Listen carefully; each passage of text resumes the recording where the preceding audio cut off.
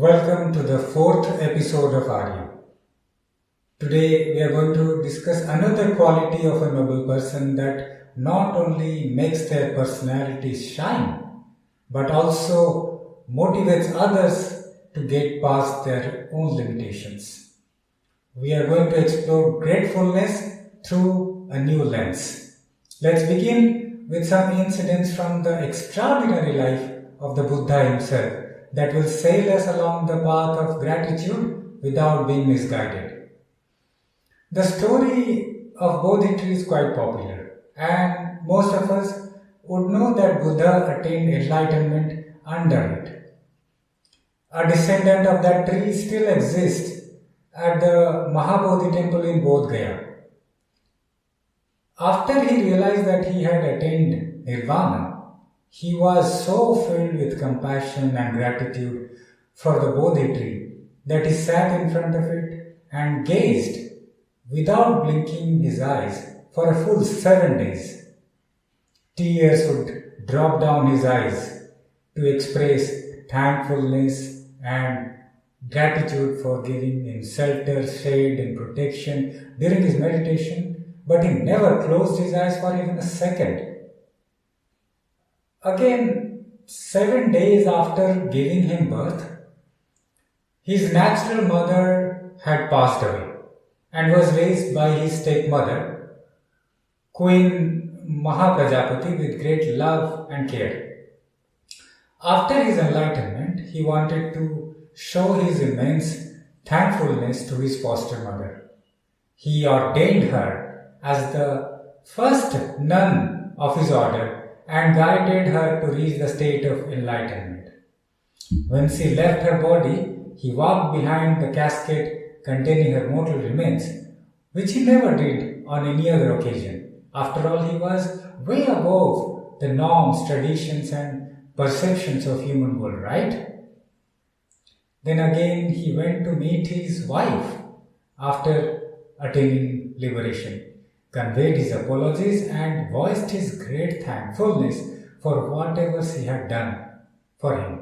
She accepted his proposal to be ordained as a nun in his order and was helped to transcend all the worldly sufferings.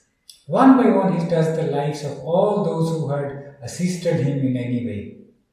His father, King Sudodhana, the 5 ascetic companions during his early years of spiritual practice were taught by him personally to attain moksha in that very life itself. A noble person is always filled with gratitude for whatever they receive from anyone at all that helps them nourish their body and mind. They find value in everyday encounters, the trees from which they receive their food and fresh air, the cab driver for carrying them along, the sweeper who made their way clear to walk freely, the birds who delighted their moods with sweet voice. They are mindful of all these lively experiences that awaken their heart and don't miss the opportunity to truly live in the present moment.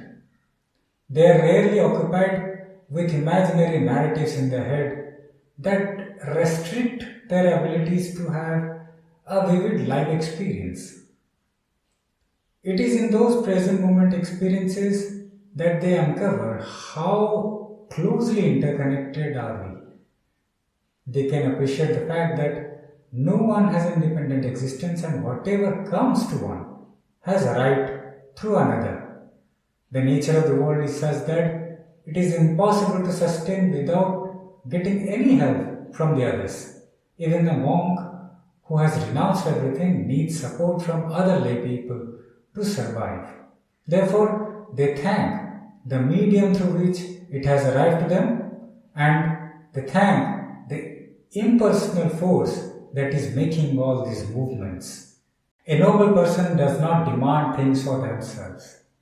They are not only content with whatever naturally comes to them, but also humbly accept them with gratitude.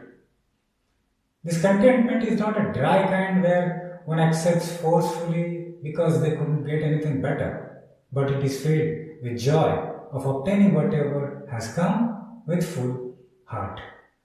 A noble person rarely complains. They don't have the false notions of belongingness or deserving a particular output. They have realized that nothing ever belonged, nor will anything belong to anybody. Whatever has come to anyone is just a temporary outcome of the overall movement of things, and soon it will pass. Let's take an example to understand this better. When a person earns some money, they believe that only because of their effort the money has come to them, and therefore they are the sole owner of that. It is a usual view that is saved out of ignorance and lack of farsightedness. However, a noble person understands very well that they were able to earn at all anything because there are other people in the form of customers, users, service availers, etc. There would be no concept of money if there are no other people, right? Also, they are able to earn anything at all because there are processes that become favorable for them to exchange their efforts for money. Otherwise, thousands are struggling to get in. And it is not at all a factor of intelligence alone.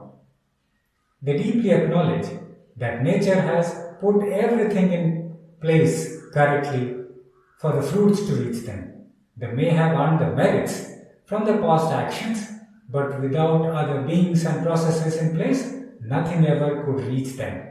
Therefore, they feel thankful instead of pride for their achievements. Being thankful for what they have arouses in a noble person a subtle thoughtfulness about others who are less fortunate and in a state of destitution. They understand that they could have been easily in those places stormed by wars, trapped in families with extreme poverty and abuse, or even in situations where there is no escape from suffering. These thoughtful reflections develop in them a strong character rooted in compassion. They may not have personal desire or demands, but they intend with full force to help others in need. They master the unsettling force within all of us that constantly wishes to grow by channelizing it for social welfare rather than for personal gains. They don't inculcate such habits out of mere superficial glorification of the compassionate behavior or romanticization of self-sacrifice.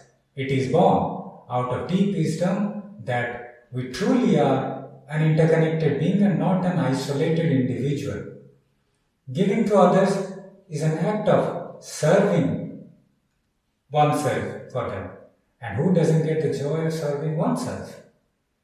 The idea of being grateful through nourishments one receives gradually transforms into giving others, and thus forms a circular movement that maintains the flow of resources, service, and goodwill among beings. If we look around us, our society looks ignoble, uneven, and even morally bankrupt because this vital circular flow is disrupted. People keep complaining for more despite having everything, locking themselves within the tall boundaries of selfish and greedy motives. It is a sad state of our society in present times that there is no openness, gratefulness, or trust. Most of us are busy accumulating more for personal consumption without any regard for future generation or others, as a result of which there is lots of suffering. However, a noble person comes into our lives and teaches us to unblock that flow through the simple practice of gratefulness. They enable us to experience lasting fulfillment by shifting our mindset to selflessness and replacing the most fundamental question behind all our actions, relationships, and services, from what am I getting to what am I giving. I express my gratitude for being with me in this journey. Thank you and see you the next time.